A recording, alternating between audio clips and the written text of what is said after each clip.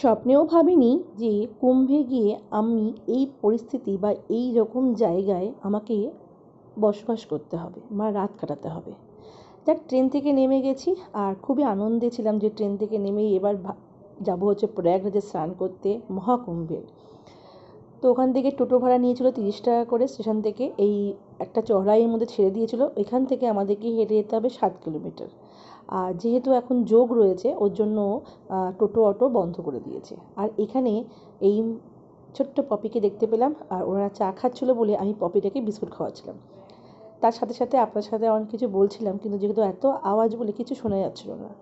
এখান থেকে হেঁটে হেঁটে যেতে হবে হচ্ছে 4টে দুয়ার ক্রস করতে হবে। তো প্রথম দুয়ার রয়েছে মানে মনে নেই। আর তারপর এরকম করতে করতে আমরা প্রতিটি দুয়ার পার করলাম।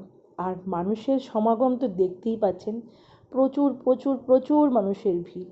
এই ভিড়ের মাঝখানে একটাও তো রুম পেলামই না।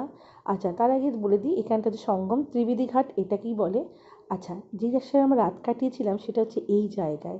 এই একটা ঝুপড়ির মধ্যে আমরা রাত কাটিয়েছি, যেটা আমার স্বপ্নের বাইরে। মহাদেব এটাই দিয়েছে, এটাই অনেক, ভাবার বাইরে। তো এখানে আমাদের ব্যাগগুলো রেখে গেলাম হচ্ছে একটু আশেপাশের পরিবেশটা দেখার জন্য। কারণ এখন বাজে ভোর 5:30।